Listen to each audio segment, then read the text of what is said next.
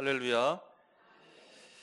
여호와 하나님께서 우리와 함께 계시고 주님을 따라갈 때 쉴만한 물가로 인도되어서 주님이 주시는 은혜 가운데 풍족히 거할 줄로 믿습니다. 오늘 이 시간에 앞뒤 좌우의 분들과 함께 인사하실 때 사랑합니다, 축복합니다, 한마디 더 넣어서 감사합니다까지 한번 나누도록 하겠습니다. 사랑합니다, 축복합니다, 감사합니다. 여러분, 오늘은 기쁜 날 추수감사 주일입니다. 기쁘시죠? 왜 기쁘신가요? 우리의 손에 하나님의 놀라운 은혜가 풍성한 줄로 믿습니다. 한 해를 돌아보면 어떠합니까? 여러분, 추수감사 주일은 교회력 절기의 마지막입니다. 그리고 다음 주 대림절 첫 주부터 교회력은 시작됩니다. 오늘이 마지막 한 해를 마감하는 날이다 라고 그렇게 보시면 되겠습니다. 그래서 추수감사 주일, 한 해 동안 우리가 열심히 땀 흘려 일한 수고의 결과들을 확인하고 그것들 모든 것들이 하나님의 은혜 가운데 주어졌음을 고백하는 이 시간에 우리가 주님 앞에 감사로 풍성하게 되기를 주의 이름으로 축복합니다. 한 해를 돌아보면 여러분 어떠합니까? 반대로 생각해서 대림절 첫 주가 시작되어져 시간이 흘러와서 봄을 지나고 씨를 뿌리고 여름이 지나고 가을이 지나고 오늘 이 시점에 이르렀을 때 한 해를 돌아보면 어떤 감정들이 여러분 교차합니까? 감사가 많습니까? 기쁨이 충만하십니까? 놀라움이 여러분 가운데 충만하게 됩니까? 아니면 좀 민망했던 시간들, 슬픔의 시간들, 후회의 시간들, 다시 돌아가고 싶다라고 하는 그리움의 시간들, 감정들이 우리 가슴 속에 새겨져 있습니까? 여러분, 우리가 조금 부족해도 연약해도 할 수 없었던 부분이 많이 있다 할지라도 그 모든 것들을 다 통틀어서 성령 하나님께서 역사하여서 하나님의 놀라운 선으로 바꾸어 주실 줄 믿습니다. 그러므로 내 연약함 때문에, 내 부족함 때문에 탄식하고 좌절하기보다는 내 부족함을 통하여서 주님께서 영광 받아 주셨고 이 부족한 모습이라 할지라도 주님께서 인도해 주셔서 오늘 우리에게 은혜를 주셨다라고 하는 고백하는 우리 모습 다 되시기를 주의 이름으로 축복합니다. 여러분, 모든 것에 대하여서 감사하면 더 감사가 넘치지만 불평하고 원망하면 있던 감사도 사그러지게 되는 것이지요.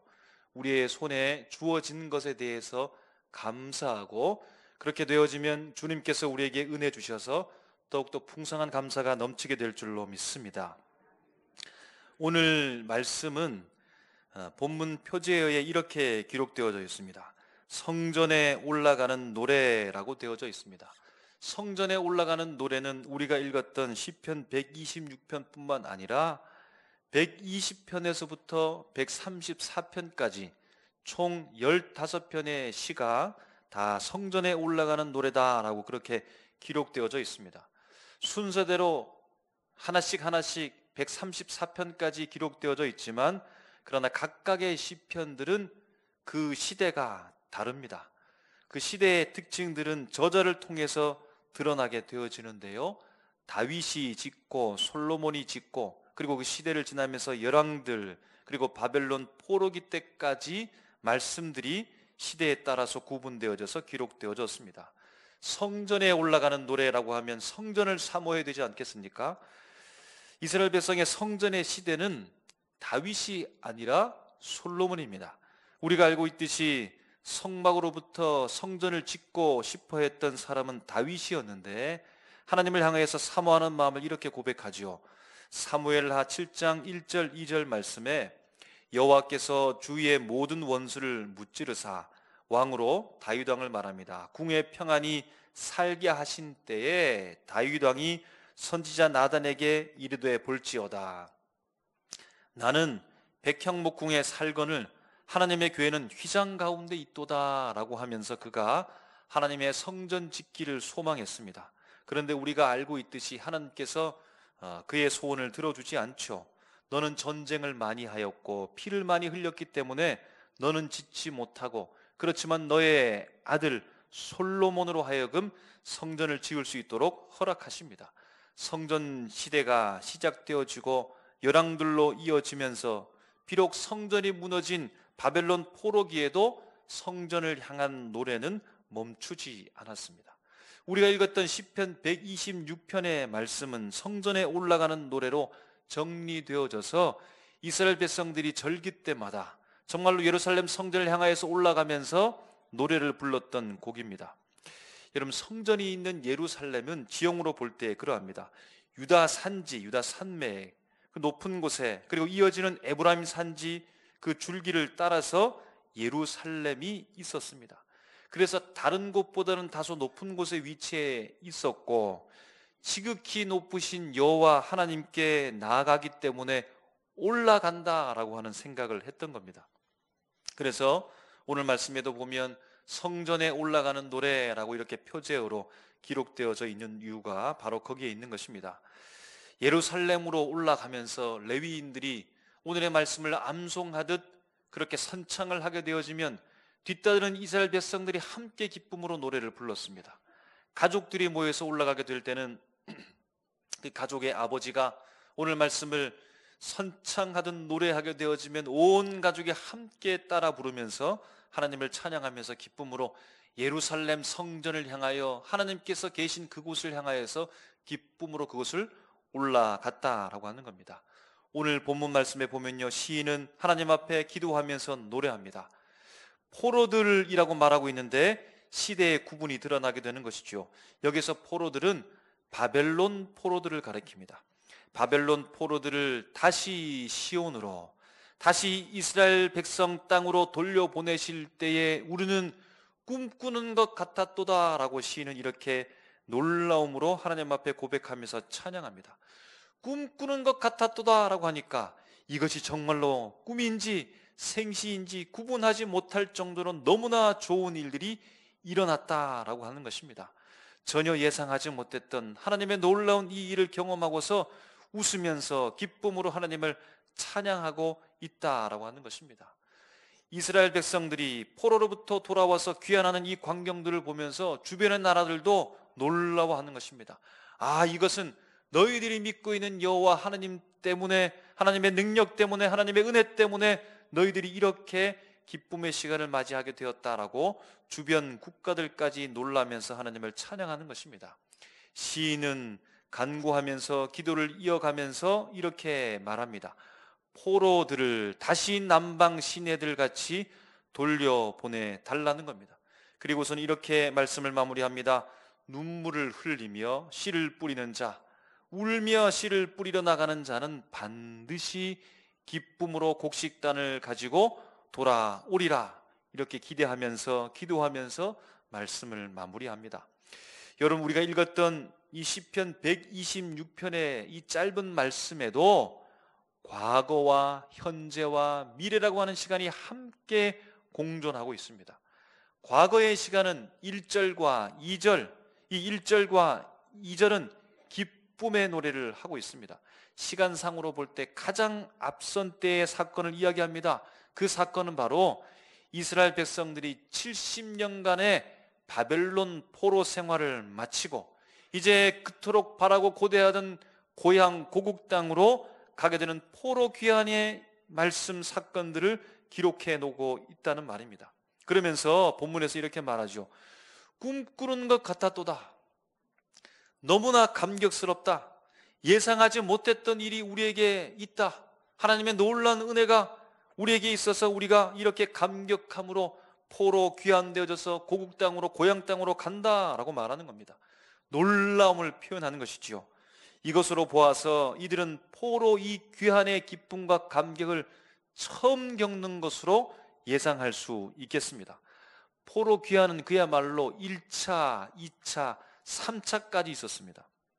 1차 귀환은 바사왕 고레스 칙령으로부터 시작되었는데 아마 이때 처음 이제 우리가 고향 땅으로 간다, 고국 땅으로 간다라고 하는 1차 포로 귀환 직후에 시인이 하나님께 노래하면서 이 글을 기록하지 않았을까 그렇게 생각한다는 겁니다. 현재의 시간은 3절과 4절입니다. 3절과 4절은 기도와도 같습니다.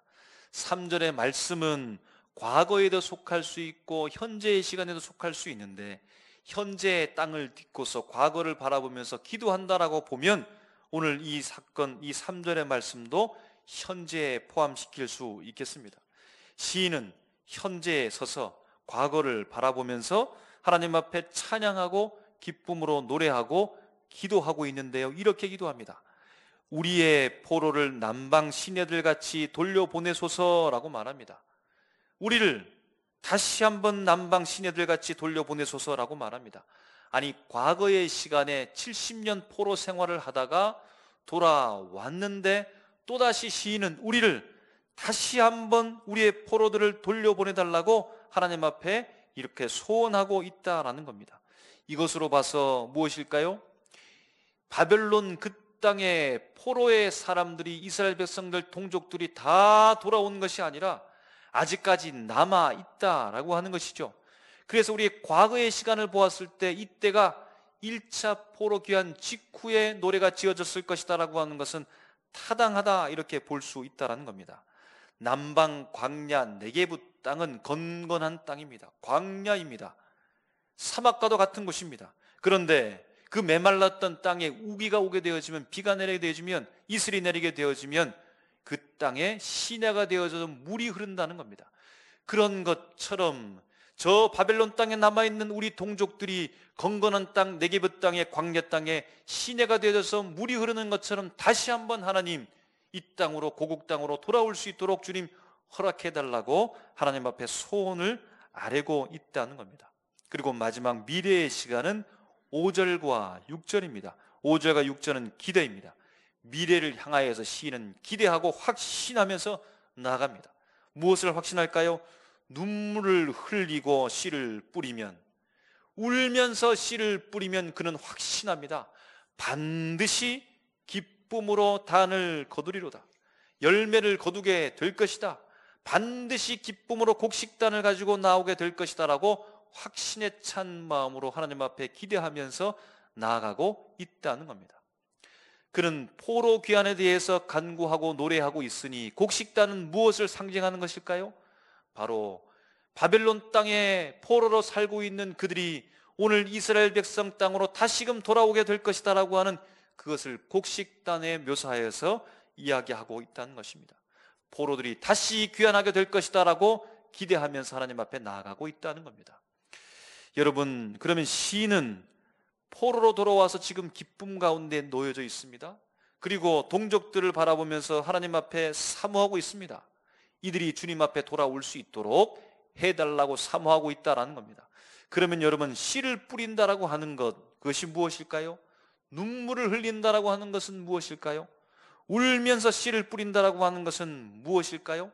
그들이 다시 곡으로 돌아오기 위해서 지금 어떻게 하는 것이 눈물을 흘리며 울면서 씨를 뿌리는 것인가? 라고 하는 질문입니다.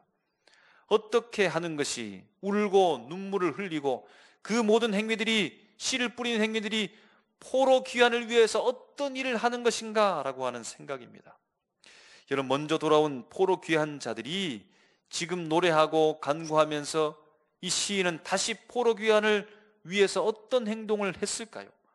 포로로 돌아왔던 이 사람들이 어떤 행동을 했을까요? 고레스 칙령 이후에 귀환한 사람들이 군대를 조직하고 힘을 합쳐가지고 바벨론 땅으로 가서 그 땅을 쳐들어 갔을까요? 그런 역사는 보이지 않습니다. 아니면 주변 강대국에 부탁을 해서 우리 좀 도와달라고 해서 그 사람들과 계약을 맺고서 함께 힘을 합쳐서 바벨론 땅으로 가서 그들과 함께 싸웠을까요? 이러한 기록도 없습니다. 그러면 바벨론 땅에 남아있는 자기의 동족들, 정치적으로 유력한 사람들과 함께 힘을 합쳐서 내란을 꾀하고 그 땅을 정복시킬 어떤 일을 했을까요? 이렇게 하면 좋겠는데 그 일도 없었습니다. 그러면 포로로부터 돌아왔던 시인을 포함한 그 땅의 백성들은 눈물을 흘리며 울며 씨를 뿌릴 만큼 어떠한 행동을 했을까요? 오늘 본문의 4절 말씀에 보면 이렇게 하나님을 향하여서 소원하죠. 돌려보내소서, 돌려보내소서. 남방 땅으로 다시금 시내가 흐르는 것처럼 우리 포로들을 돌려보내소서라고 이렇게 말한 이후에 씨를 뿌리며 라고 하는 이 말씀을 통해서 알 수 있는 것은, 씨를 뿌린다라고 하는 것은 돌려보내소서, 돌려보내소서 기도하고 있다라고 하는 겁니다. 하나님 앞에 간구한다라고 하는 것을 우리가 알 수 있다는 겁니다. 간구한다는 것, 기도한다는 것은 무엇입니까? 어떤 몸을 움직여서 무언가를 행위로 하는 것이 아니지요. 그런데 눈물을 흘리며 씨를 뿌린다라고 하는 것은 무엇입니까? 울며 씨를 뿌린다라고 하는 것은 무엇입니까? 그야말로 농사를 연상케 하는 것이고, 이 농사의 일은 가만히 집안에서 하는 것이 아니라 바깥으로 나가는 것이죠. 밭에 가야 되는 것이죠. 거기에서 땀 흘려 노동하는 것, 몸을 움직이는 것이 바로 농사 일인 것인데, 그런데 간구했다, 기도했다라고 하는 것은 조금 성격이 다른 것 같습니다.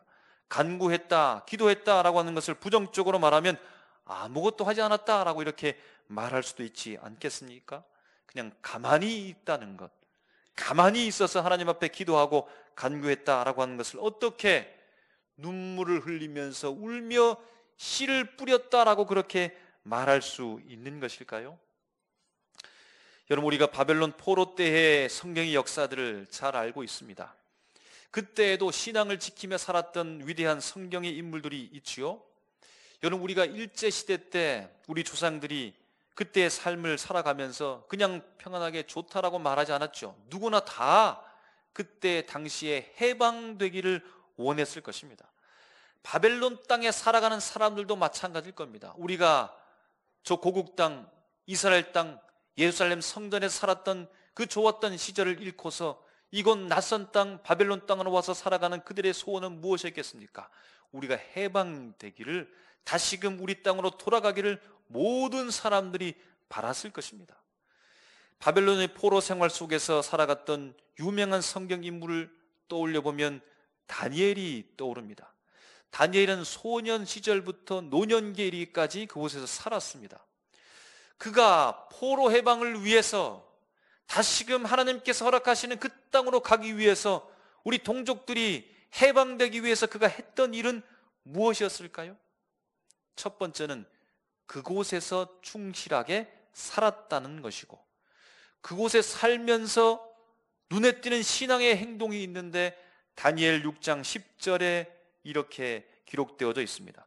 다니엘이 이 조서에 왕의 도장이 찍힌 것을 알고도 자기 집에 돌아가서는 윗방에 올라가 예루살렘을 향한 창문을 열고 전에 하던 대로 하루 3번 무릎을 꿇고 기도하며 그의 하나님께 감사하였더라라고 말해주고 있습니다.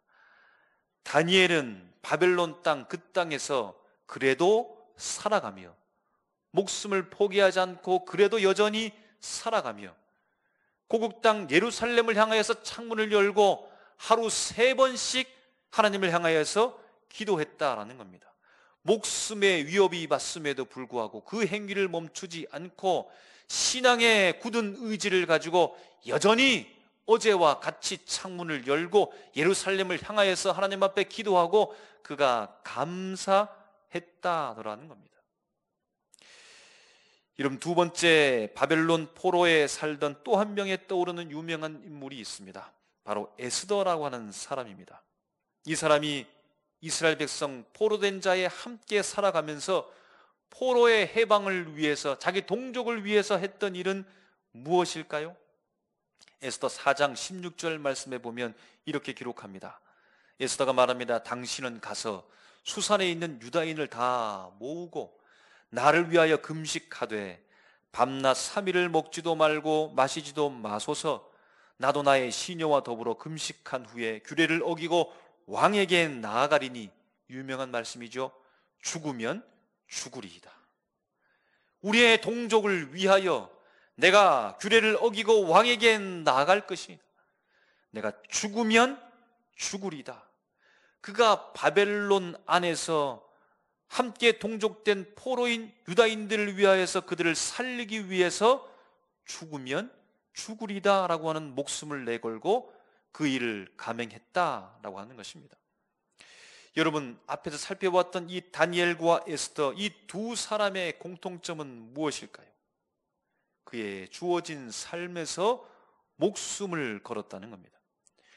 죽을 수도 있다라고 하는 이 위기 속에서도 그가 동족을 위하여서 혹은 자기 신앙을 위하여서 그 삶을 포기하지 않고 목숨을 걸고 그 일을 했다라고 하는 겁니다. 이 일은 무엇입니까? 그들의 삶의 자리는 달랐지만 그들에게 주어진 삶의 자리 속에서 그가 할 수 있는 최선의 모습으로 하나님 앞에 나아갔다라고 하는 것입니다. 자신의 삶의 자리에서 다니엘은 신앙을 지키기 위해서 그가 사자굴에 던져줄 줄 알면서도 불구하고 최선을 다해 신앙을 지키기 위해 여전히 어제와 같이 창문을 열고 예루살렘 자기 고국 땅을 향하여서 기도를 멈추지 않았다라는 겁니다. 규례를 어기고 왕에게 가면 죽을 수도 있는 것을 뻔히 알고 있음에도 불구하고 에스더는 그가 할 수 있는 최선의 삶을 살았습니다. 왕의 규례를 어기고 그에게로 나간 이유는 자기 동족을 살리기 위해서 그가 죽으면 죽으리라 최선의 삶, 자신의 삶의 자리에서 최선의 삶을 살았다라고 하는 겁니다. 여러분, 그러므로 비록 신의 그 삶의 형편, 그의 삶의 자리 속에서 군사를 일으켜서 강력한 군대를 만들어서 바벨론 땅으로 쳐들어가 동족을 구원하기 위해 그 전쟁을 하지 못했지만 주변국, 강대국과 함께 연합하여서 최고의 군대를 만들어서 바벨론 땅으로 쳐들어가서 자기의 동족들을 구해내지도 못했지만 그 속에 유력한 사람들을 알고 내란을 일으켜서 바벨론을 정복시키지도 못했지만 최고의 지혜와 최고의 전술 방법으로 나가지 못했지만 그러나 1차 포로 귀환 이후에 신이 살고 있는 열악한 삶의 환경 속에서 그의 삶의 자리에서 그가 최선의 모습으로 나갈 수 있는 신앙의 모습, 바로 하나님 앞에 간구하면서 나갔다는 겁니다. 하나님 앞에 할 수 있는 기도하면서 나갈 수 있었다라고 하는 겁니다. 그는 자기의 고국으로 돌아왔습니다. 이제 다 됐습니다. 그토록 사모하는 자기의 땅으로 돌아왔으니, 고향으로 돌아왔으니 얼마나 좋겠습니까? 잘 살든 못 살든 간에 바벨론 땅에서 사는 것보다 고향 땅에 사는 것이 얼마나 좋겠습니까? 그러면 그렇게 평안히 살아가고 자신을 위해서 살아가도 될 텐데, 그런데 자기 동족, 아직 돌아오지 못한 자기 동족을 위하여서 하나님 앞에 간구하면서 눈물을 흘리면서 울면서 그렇게 기도했다라고 하는 것입니다. 여러분, 왜 최선을 다해 간구하는 것이 눈물 나고 운다라고 하는 것입니까?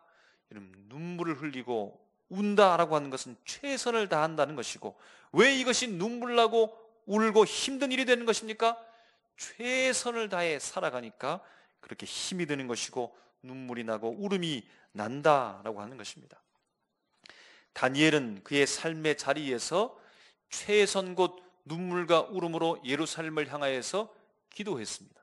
그랬더니 어떻게 됐을까요? 그렇게 기도하며 씨를 뿌린 이후에 신앙을 지켜냈습니다. 사자의 굴에 들어갔는데 천사가 그의 사자 입을 막아서 그가 죽지 않고 살아나왔습니다. 그의 고위직은 유지되었고 동족을 위해서 선한 영향력을 끼치는 사람이 되었으며 원수를 이기는 기쁨의 단을 거두게 되었습니다. 에스더는 어떻게 됐을까요? 그의 삶의 자리에서 최선, 곧 죽으면 죽으리라 라고 하는 이 눈물과 울음의 씨앗을 뿌렸는데 어떻게 됐을까요? 그의 동족을 하만으로부터 구해내고 왕후의 지위를 유지하며 원수를 이기는 기쁨의 단을 거두게 되었다라고 하는 겁니다. 여러분, 추수감사절 유래를 알고 있지요? 청교도들부터 시작되었습니다.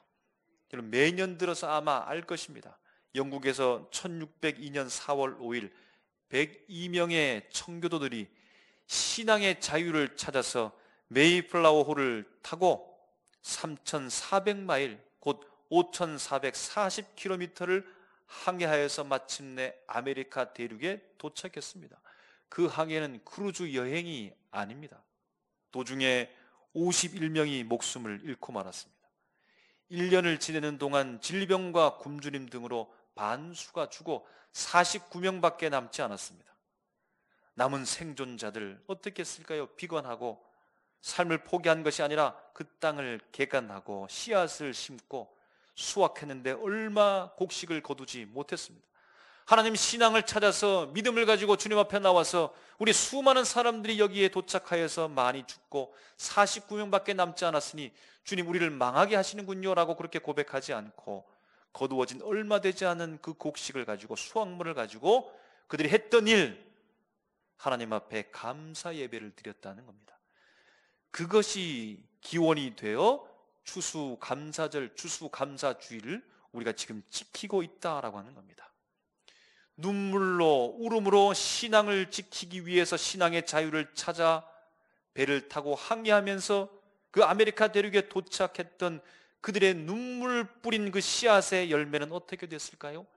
신앙의 자유를 찾고 하나님을 찬양하는 사람이 되어지고 적은 수확물 속에서도 주님을 높이는 사람이 되었으며 1789년 워싱턴 대통령은 미국의 국경일로 이날을 지정하였습니다.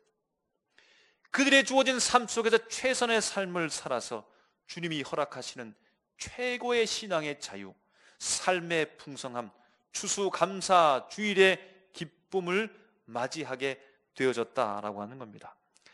사랑하는 성도 여러분, 한 해 동안 수고 많이 하셨지요? 삶을 돌아보면 여러분 열심히 사셨지요? 여러분의 삶의 자리에서 최선의 모습으로 노력한 줄로 믿습니다. 최선을 다한 줄로 믿습니다. 여러분 고생 많이 하셨습니다. 눈물도 흘리시고 울음도 울면서 그렇게 살아왔는데 오늘 돌아보면 이와 같이 하나님께서 풍성한 은혜가 충만한 추수감사절을 우리에게 허락하셨습니다. 기쁨으로 단을 거둘 수 있도록 우리에게 역사해 주셨습니다. 여러분께서 최선을 다해 주의 몸된 교회를 섬겨주셔서 어려울 때도 힘든 때도 불구하고 아끼고 모으고 덜 쓰고 덜 먹고 덜 입고 해서 주의 몸된 교회를 신앙 고백과 헌신을 통해서 우리 주의 몸된 교회가 든든하게 세워져 가고 있습니다. 여러분 주의 몸된 교회는 성도들의 신앙 고백 하나님이 다 하셨습니다.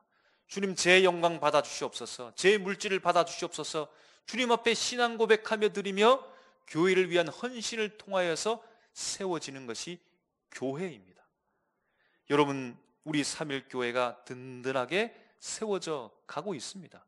하나님의 은혜의 바탕에 기초를 두고 모든 성도들의 신앙 고백과 헌신을 통하여서 우리 교회가 든든하게 세워져 가고 있습니다. 이제 마지막 재직회를 앞두고 있는데 우리 함께 참여해서 우리 교회 어떻게 사역하고 주의 몸된 교회 어떻게 하나님의 나라를 위하여서 향하여 나가고 있고 하나님께서 어떻게 풍성한 결실로 기쁨의 단을 거두고 있는지 확인하시고 함께 나누시고 기쁨 가운데 주님을 찬양하기를 주의 이름으로 축복합니다. 여러분 소원이 있습니까? 그 소원을 위해서 여러분의 삶의 자리에서, 나의 삶의 자리에서 신앙의 바탕을 두고 내가 할 수 있는 최선의 삶을 살아가십시오. 비록 군사를 일으키고 수많은 권력을 가지고 내 힘과 능력을 최고의 최대치로 올려서 나가지 못한다 할지라도 믿음을 가지고 주님 앞에 최선의 삶을 살아가게 되어지면 주님께서 그 최선의 삶을 통하여서 하나님의 놀라운 역사를 이루어내게 하실 줄로 믿습니다. 우리가 좀 부족해도, 우리가 좀 연약한다 할지라도 그 삶의 자리 속에서 주님 앞에 최선을 향해 나가게 되어지면 주님께서는 최고의 삶으로 바꾸어 주신다라고 하는 겁니다. 최선을 다하기 때문에 울음이 나오는 것이죠. 최선을 다하기 때문에 눈물이 흐르는 것이죠. 그래서 힘든 것이 맞습니다. 그렇다고 슬픔이 되지 않는 이유는, 그저 눈물이 되어지고 기쁨의 울음이 될 수 있는 이유는 하나님께서 우리를 바라보시고 인도하시고 추수의 기쁨으로 역사해 주시기 때문이라는 사실입니다. 이러한 기쁨을 가지고 주님께서 이 추수감사 주일에 허락하신 하나님의 놀라운 풍성한 은혜를 마음껏 누리시면서 감사하시고 하나님의 은혜를 마음껏 찬양하는 우리 모습 다 되시기를 주의 이름으로 축복합니다. 기도하겠습니다.